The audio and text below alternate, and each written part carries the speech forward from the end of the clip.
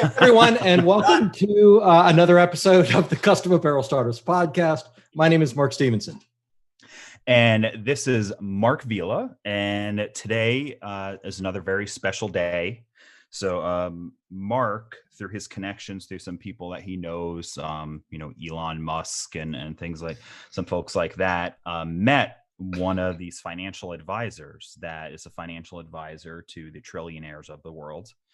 And he was humble enough to come visit us today to help out all you folks out there. And his name is Jason Fuchs with Sage Path Financial Advisors. So welcome to the show. Hey, thanks for having me. No problem. Hey, Jason. I really one of the reasons I really wanted you on is because I know that you do a lot of you answer a lot of questions and you help a lot of small business and kind of solopreneurs. Mm-hmm.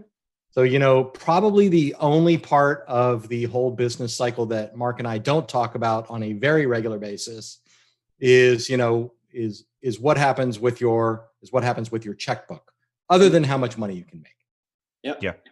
We talk a lot about knowing your numbers and about making sure that your business is healthy financially. But hopefully in this episode, we can dig a little bit deeper into some of that and help to get people on the right path. And this is my first time speaking with you, Jason. So we've never met before, just like a magician show. And so but I did go to your website, and the first thing I clicked on was your mission, because that's something I was kind of curious about.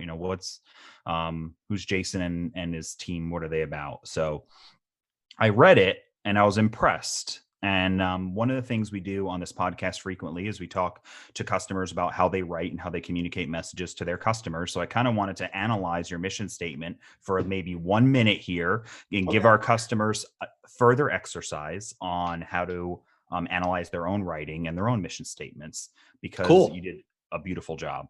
Oh, thank you so much. So let me read it real quick, and then I'll break it down real quick, and I'm going to do this in like less than 2 minutes. So mission: your objectives are the heart of our business, and we believe in providing advice and guidance to help maximize all elements of your financial life whenever and however you need it. So it says a lot. And so let's break it down, right? Your objectives, perfect start. It's not, you didn't start with our mission. Your mission immediately is about your customer. So your objectives is the first thing. Your mission is about your customer. That's beautiful. And your objectives are the heart of our business. So heart, it's very emotional. It's what keeps a business alive. So your customer keeps a business alive, and it's the passion of the business. We believe in providing advice and guidance. I like that. You don't tell your customers what they have to do. You don't take over. You provide the guidance and the advice that helps, I'm sure, to help them make better decisions in the future is what I got out of that. Yeah, absolutely. And then maximize all elements of your financial life. So it's not just one thing. It's not just where to invest or where to keep money. It's kind of everything. And then lastly, whenever and however you need it. And Mark and I always talk about, if your customers need you to be somewhere, if they need to communicate with you a certain way, you should be there for them. So there we go. There was my couple minutes on praising you. And right after I read this, I said, I'm excited to have Jason on the podcast to talk to people, because I knew right away you knew what you were doing. Dude, but before we go any further, Mark, would you copy and paste that onto Coldesi's About Us page, please? Yeah, okay. Just make all the right changes. We'll be That was a beautiful summary, Mark.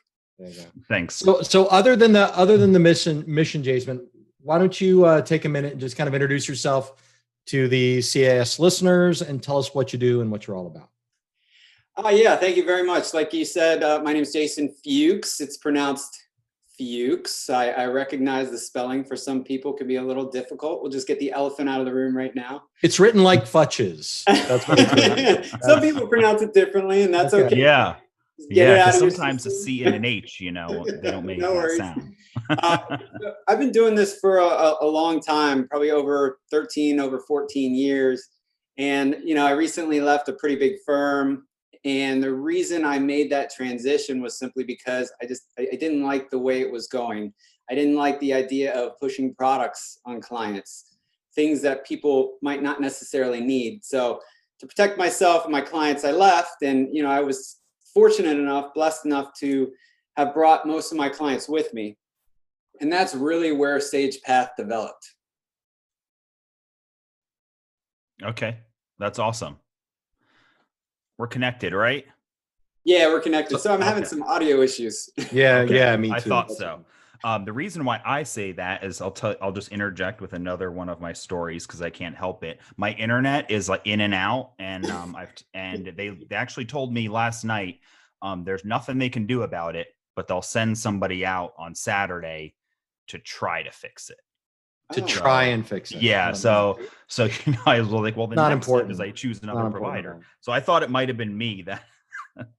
Well, crashed. I mean, Jason, I think just like everyone knows that Mark Vila does close-up magic during the podcast. No one gets to see. I see. I'm really disappointed that you haven't mentioned the drum set. If you're just listening to the podcast and you're not watching the video, Jason is strategically placed so you can see his drum set.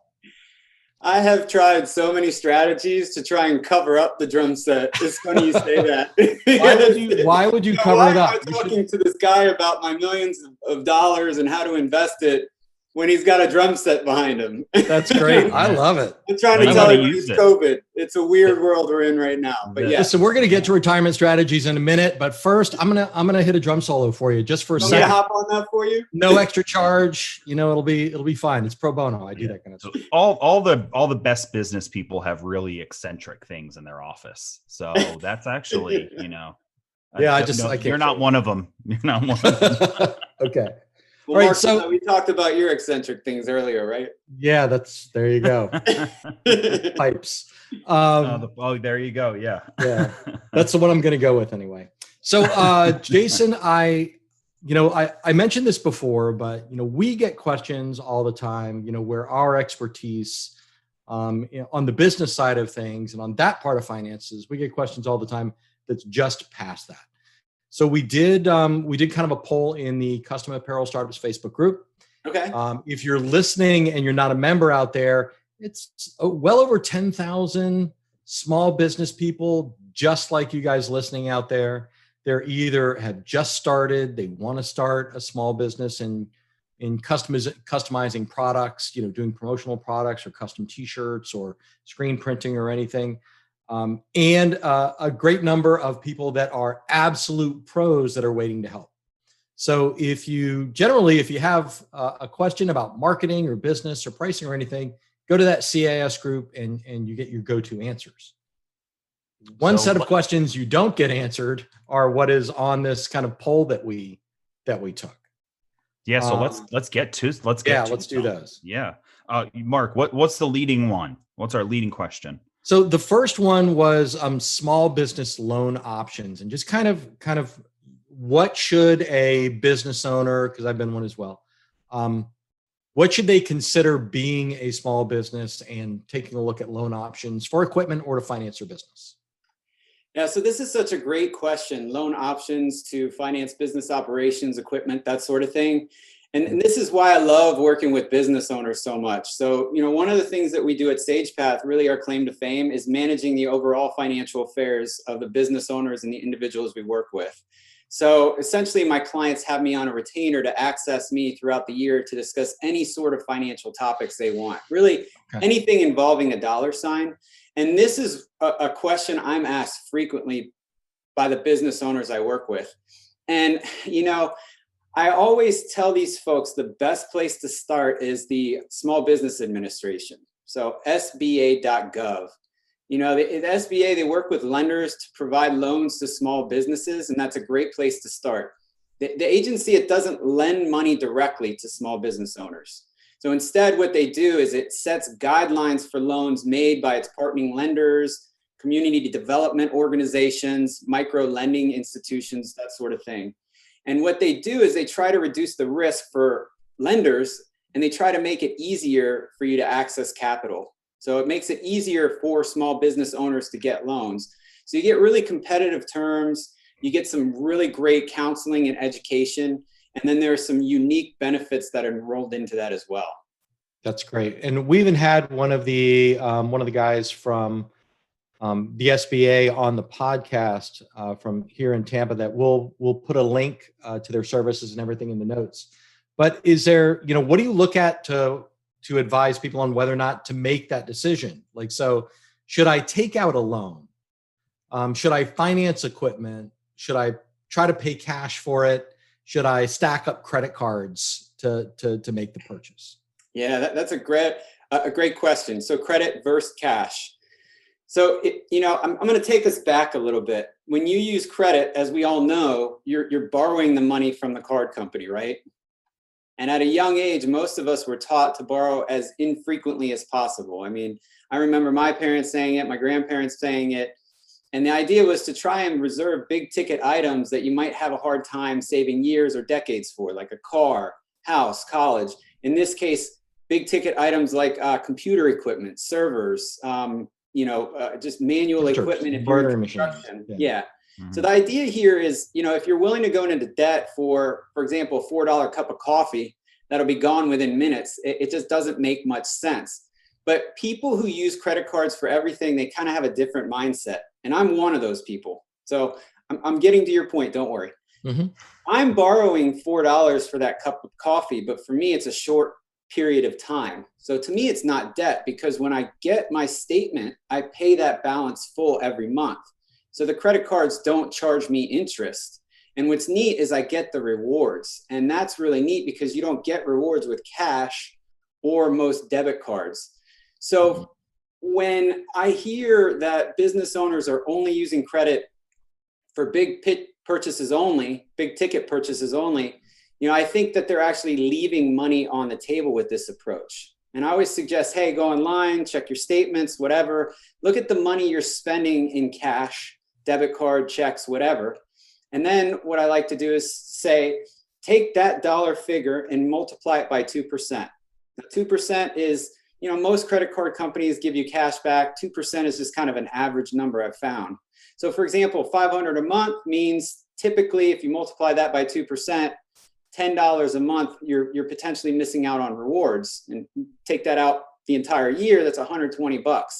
So the point I'm trying to make is, you don't always have to wait until big ticket purchases to start utilizing credit.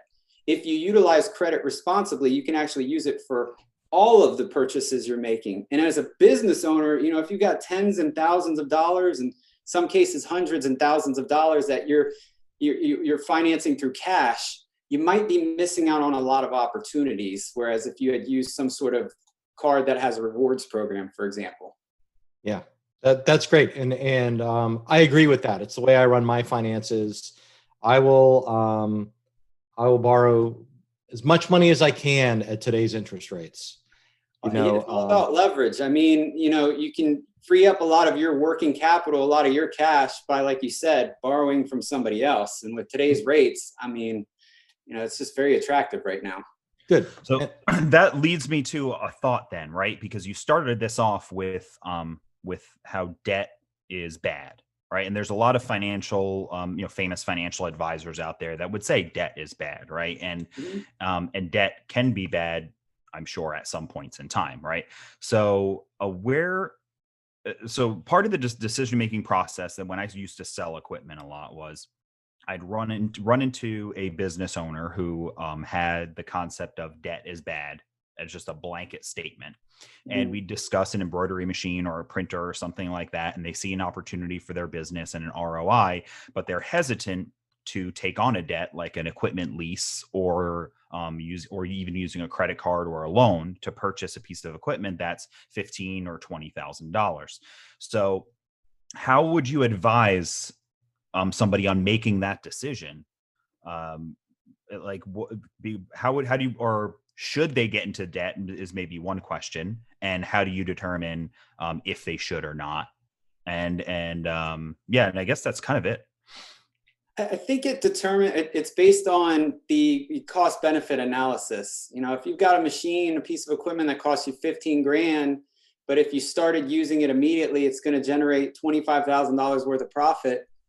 Well, then, are you really going to want to wait until you can save up that 15 grand? I mean, if it takes you a year, 2 years to save up $15,000 for that equipment, 2 years later, are you still going to be able to use that equipment? So it's great that you haven't incurred any debt to pay for that equipment, but think about what you missed out in those 2 years by not purchasing the equipment right away through credit, for example. Yeah, Does that good. make sense? Yeah, I honestly, I love it when people agree with what I think. I really, it's one of my favorite things in life. Yeah. You know, if you're a business owner and you want a new business vehicle for your business, now, do you want to go out and pay, I don't know, $80,000, $90,000 for an Escalade and pull out credit to pay for that Escalade? Probably not, you know? So maybe you can afford to wait a little bit to save up for the vehicle you need, or maybe you can use credit to finance something a little cheaper. I think it just all goes back to the being responsible with your use of credit. Okay. And we had an episode a couple episodes ago. Was it, I think, 137? And we discussed creating creating an idea for a new product and whether or not you should bring a new product in. And we kind of, the podcast episode was, what was that? And walk through the steps. Yeah, and walking through the steps. So what I would say is, if you listen to that episode and then you listen to this episode, right, the answer is that you've put together a plan and you realize that this is a good idea. It's a good business idea based on going through all, and then you listen to the financial side of it and you say, because it's a good idea, it's okay to take out the debt. Yep. And I'll close out this question just by saying, on all of our ROIs that we do for cash flow ROIs, financing equipment, no matter what piece of equipment it is, 50 shirts a month is better than break even. So I think that if you can reasonably expect you can sell 50 shirts a month, then financing should 100% be on the table. And then maybe you should look at things more deeply if you can.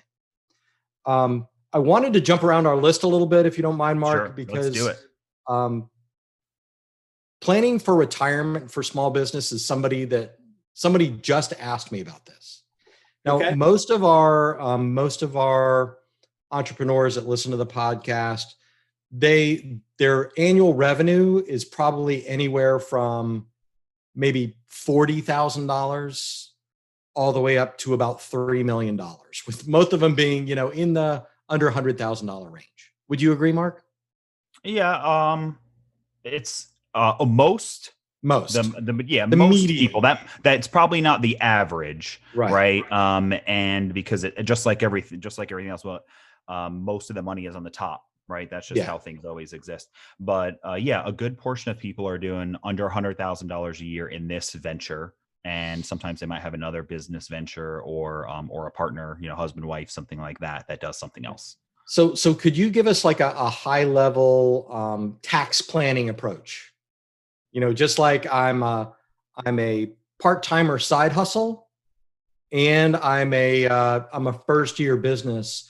What should a business owner be thinking about and mapping out as the money starts to come in for their taxes? Are we talking about taxes specifically, or are we talking about relation to retirement planning? Yes. So first touch on taxes, if you don't mind, what should they be thinking about? And then you can address the retirement planning side. Well, from a tax standpoint, that's not something that I would get into detail with my clients. Typically what I'm doing is I'm partnering with the professionals that business owners have incorporated into their business world. So CPAs, accountants, attorneys, that sort of thing. So gotcha. I can actually help analyze the tax returns for potential opportunities for savings and investing. But one of the services we provide is not actually going in and saying, hey, this is going to help you save on taxes, if that makes sense. Gotcha. That's often a side effect of retirement plans, though. In relation to retirement planning, though, we can actually go in and say, hey, if you were to potentially chunk out some of this money to retirement, yes, that is definitely one of the ways you can save from a tax standpoint. Okay. Because I know that's a strategy that I employ, and that's, you look at what you think you're going to make for the year, what you're going to owe for taxes in a year, and then you optimize your retirement savings to meet those goals. Yeah. So one of the things I do is I try to take a look at the cash flow. So I do look at financial statements, and like I said, I coordinate with the other professionals to try and determine potential opportunities to start implementing financial advisory strategies, if that makes sense. Yeah. So is it the kind of thing where if you meet with a small business and they start talking about retirement planning, do you go right for, traditional vehicles like SEP IRAs? I mean, what do you like? How do you usually go? What are your options? So our process is a little bit more long-winded than answering the question of tax implications. We cover the question of tax implications through the process that we use. So, the first step would be to try and work with the CPA, attorney, bookkeeper, and try to evaluate the effectiveness of your corporate structure.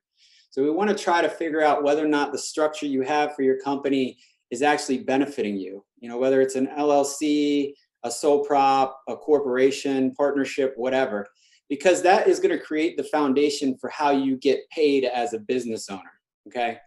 And then what we do is, like I said, we look at the cash flow. So we study all the financial statements, tax documents, try to coordinate with all the professionals to figure out what potential opportunities you have for implementing financial strategies.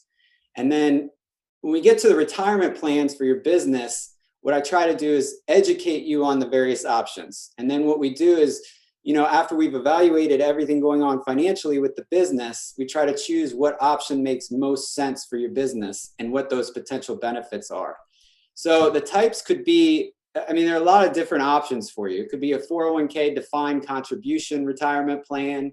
It could be a defined benefit pension plan, a defined benefit / 401k defined contribution combination plan, profit sharing plan, cash balance pension plan. There are SEP IRAs, there are simple IRAs. There are a lot of different options when it comes to retirement, and each has its own tax implications for the business as well. Gotcha. And honestly, I was just trying to get to you to start using financial lingo.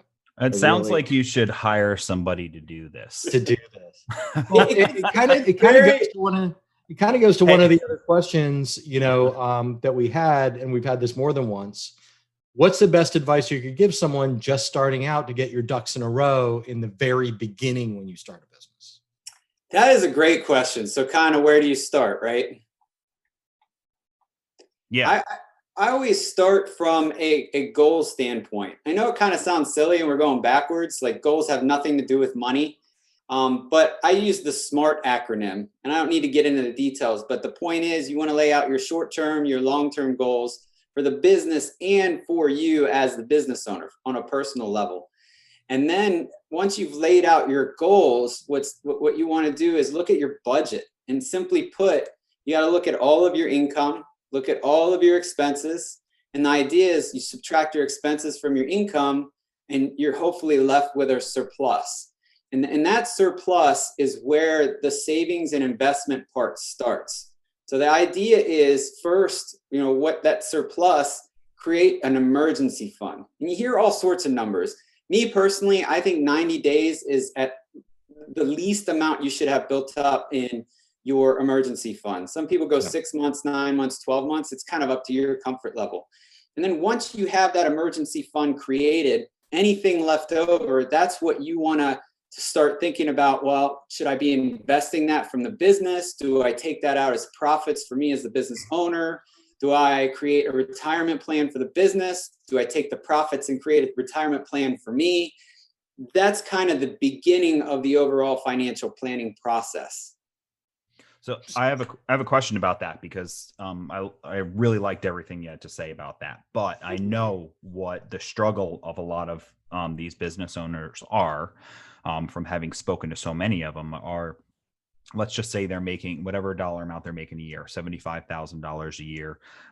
Let's just say that's like the income they're generating, right? That's it. That's what they're able to take for themselves and spend on their house and things like that, right? So that $75,000 a year, say they feel like they're squeaking by on everything, keeping the business up and running, fixing the AC, the car breaks down. And they're like, that money is like, they feel is like, I don't feel like I can squeeze away to get 90 days, like 90 days worth. Like, I feel like I could squeeze away $200 a month, maybe. Right. I mean, and I know this is the mindset of not just small business owners, but hundreds of millions of people across the world. Right. So if that's where you are, if that's the mindset that you're in now, is like, I feel like I could barely take out $200 to do that. What do you do? What are some steps to do to get out of that? I would go back to the beginning of the process. I think if you're making $75,000 a year, you have to think about, well, what is that money? What are you trying to accomplish with that money? I mean, you're trying to pay the bills, obviously mortgage, you have food, health insurance, all that good stuff. Are you trying to take vacations? What is the purpose? And it goes back to, again, outlining all of your goals. Because once you outline your goals, you have a framework of where you want to go. And now, rather than letting the money drive your life, you're trying to let your life, the goals you've laid out, drive the money. So it's almost like starting over from scratch. Look back at the goals that you've created for yourself and think, are they realistic? Can I really accomplish these with, the money I'm making from my business? Do I need to reevaluate it? And then it all goes back to the budget. I mean, if you're in a situation where you just don't think you're bringing in enough income, you can only do one of two things. You either have to spend less or you have to generate more income. There's no magical formula. There's no magical investment I can get you in that's going to take that money, grow it, so you're, the next multimillionaire. Okay, well, I mean, that's it for the podcast then, because that's really, we were going to sign off and have you just tell me and Mark. Yeah, well, that's secret investment was. Yeah, I think you said that is the secret formula, and sometimes the secret formula is so simple, right? Like you hear like what's in grandma's cookies that are so good. I put a hint of almond oil in it, something like that. Yeah. And the simple thing, the magic is if you're in that position for your business and it spills over into your personal life, especially when you're a really small business owner, right? Because it might just be you who just owns the business, right? So it feels the same. Spend less if you can, when you can. And you just have to figure out what are some, and the other dangerous thing is don't spend less by lowering the quality of your product necessarily. No, right. Spend less in the things that you don't actually need. And almost everybody has things that they don't need. They spend money on that they can cut out immediately. And in business, I'm just going to go out on a limb, and I think that almost everyone can find 10%. I would think almost so. Everyone can reduce their spend by 10%. Yes. One of the things I do differently than other financial advisors is I try to simplify this whole planning process by integrating their business and personal planning. So what I try to do is find synergies that may potentially create more personal wealth. I see so many advisors, they try to separate the two, and that's fine. But the problem is, if you're a business owner like me, I mean, the business and personal life are just so integrated. It's not fair to separate them, because if you're separating them, again, you're not finding true synergies that can really help you. In this case, budgeting issues. By combining the personal and the business, you can kind of get a better understanding of what you're trying to achieve financially. Yeah, I think that is great. That's one of the I like things that. And that's not something Mark Vila and I can do for you, but that is something that Jason can help with. Yeah. You know what? I see all the time when I deal a lot with our e-commerce store, Jason, and a lot of our customers, when we look into their account, they will have a billing address, 2 billing addresses, and 2 shipping addresses. And the reason why I see that, and it's obvious, is because sometimes they use their personal credit card for their business, right? And it's just because they're struggling with the finances. I've got $1,000 in my personal bank account. I need to buy something for $200. I got to get the business going. Put it on the card, right? I mean, and because it's not structured well.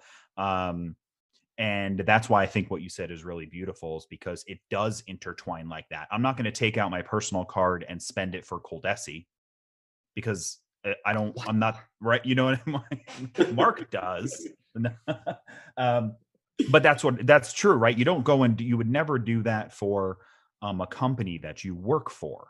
But when you are the company, you would, because it's kind of like a same pile. Same pile of cash is kind of like the short mindset that I've heard. It's all the same pile. Just do it. Get the job done.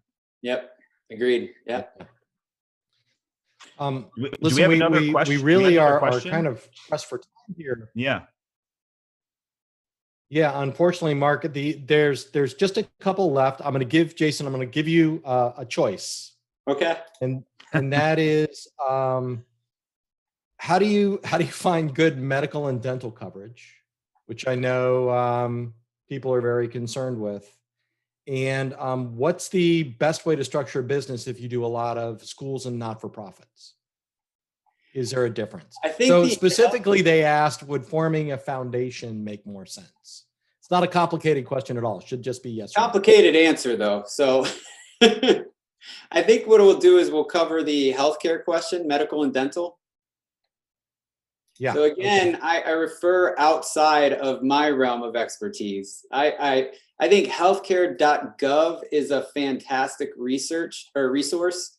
You know, you might be able to get health coverage in a few different ways. So first of all, directly from an insurance company. You can contact any health insurance company and see what plans are available in your area. Many have websites that you can look at. You can compare all the plans. You can also go through an insurance agent or broker. Now, generally, an agent works for a single health insurance company, and brokers sell plans from several. I just went through this process, actually. I used a broker, and we have an organization that I'm affiliated with. It's dedicated towards working with financial advisors. And one of the things they work on is health insurance. So they have these brokers that will help you find health insurance for your family, your employees, all that good stuff. But both can help you compare plans and complete your enrollment. And what's neat is you don't pay more by using an agent or a broker. They're generally paid by the insurance company whose plans they sell. And you know, they might not be able to sell all available plans, but they have really good access to a lot of different information. Another option would be from an online health insurance seller. Now, these services, they offer plans from all kinds of insurance companies. They let you compare prices, features, and enroll within the insurance company. One thing that people don't really know about, small business owners, you might be able to get healthcare through a community health center. It's not the greatest way, in my opinion, but it is an option. So how much you pay really depends on your income. And community health centers are located urban, rural areas. They provide things like prenatal care, baby shots, general primary care, referrals to specialized care like mental health and substance abuse. So healthcare.gov is a great place to start. You can also search for a broker or an agent, and they'll be a good resource as well. Okay, cool. Yeah, and this is another resource where I would imagine if you're connected with your local SBA, that they probably can also bring you a lot of advice on this information too, and connect you with, we know businesses that are using this broker. We know businesses that are using like this community center, things like that. So local is I think a really great way to get a great answer to this question. Just like the loans. I've had great experience with the SBA as far as, you know, clients who have used them. They're just such a great, they're helpful. They don't have an agenda. So it's really, you know, up to you what you need from them. Cool. All right. That's great. Mark, you want to sum everything up? And yeah. So a quick summary, and then well, I'll tell you about it. So we've got, I think when listening to this, I think one really important lesson to learn there are a lot of words that many of us did not understand that were said in this. So just like everything else we talk a lot about creating graphics, right? Because people are doing t-shirts, you know, and logos, or my logo's on that side actually. But if you're not great at this, so Mark Stevenson and his wife know a lot about this stuff. They've studied it over the years. His wife, I believe, did it for a living for a while. I have not. I will not claim to be an expert. And because of that, I speak with somebody who is. So if you're a small business owner, you should do that, just like you should with your graphics or your taxes. Accounting. If you don't really know about this and you desire to have a plan, which you should, then speak with somebody just like Jason. And I think that's the big lesson. Now, and in regards to some final thoughts, Mark and I always like to have we leave some homework out there. We leave something to do next, because what happens, in my opinion, and podcasts all over the place and TV shows, everyone talks a whole lot about a ton of things. And then you leave with a scrambled mind. I got to be better at that. And then you do nothing because you don't know where to start. So what's something that you feel anybody who's listening, an exercise or something they can do like right after they listen to this, that will help them get on a stage for the best financial success? I think the greatest place to start is, believe it or not, I'm a podcaster too. Yeah. I have a podcast that's called Dad Sense, DADCENTS. And we try to focus on family, fun, sometimes food, but always finances. So it's a great resource because in each episode, I air every 2 weeks, I cover various financial topics, and we try to give you small snippets. And the topics that I cover on the podcast, they don't require a lot of high level thinking. So it's a great resource to start working on your financial affairs in little small snippets. Because so many people hear these money podcasts and they get these hour episodes. Like you said, they get these great ideas and, oh, I got to do all this work. I'm so excited. And then they sit down and they're just completely overwhelmed. So I try to give the information in small snippets. That way you can work on this a little bit at a time. And I think that's a great resource to get you started and to get into that financial planning realm. And as somebody that's listened, I can recommend the podcast because it's a boatload of fun. So yeah, it's really entertaining. It's a lot of fun. I appreciate Jason's website is sagepathfa.com. And we're going to put a link in the show notes. I strongly urge you guys, if you are serious about your money, and which I hope all of you are, and about what your financial future looks like, man, if you're in a place, like, start listening to that podcast on Jason's website. You can get it there, and reach out to him and start asking questions. And I think you'll be better for it. Yeah, absolutely. Any questions you have, I'd be happy to help. Cool. Yeah, and you know what? We've talked about this a lot, and this is just something I truly believe that. And Mark, you'll know the example. I've said it probably 20 times, right? So, someone said, "What's the best?" You see a girl in the end of a bar. You see it in a girl in a biker bar. No, but what's the best parenting book? And then someone would say, it doesn't matter. If you are the type of person who's going to read parenting books, you're probably going to be a better parent just for doing that exercise. So if you are not sure where to start in getting your finances better, you're not sure if you're good or bad at it, you will be better just by listening to Jason's podcast on a regular basis, because it will always be on the front of your mind. Every couple weeks, you're going to reset and think about it again, reset. And every time you start to walk away from it, you get a 2-week line comes up again and you reset again. You're now thinking about the finances. So just because you listen to him, I will guarantee that you will get better, because you will just put a focus on it a little bit more. So even if you just are terrible and you have no clue if you're good, just doing that, you'll automatically get better eventually. Well said. Hey, thanks for being with us today, Jason Fuchs from Sage Path FA. This has been Mark Stevenson and Mark Vila. You guys have a great and financially secure business and future. Wonderful. Thank you so much for having me.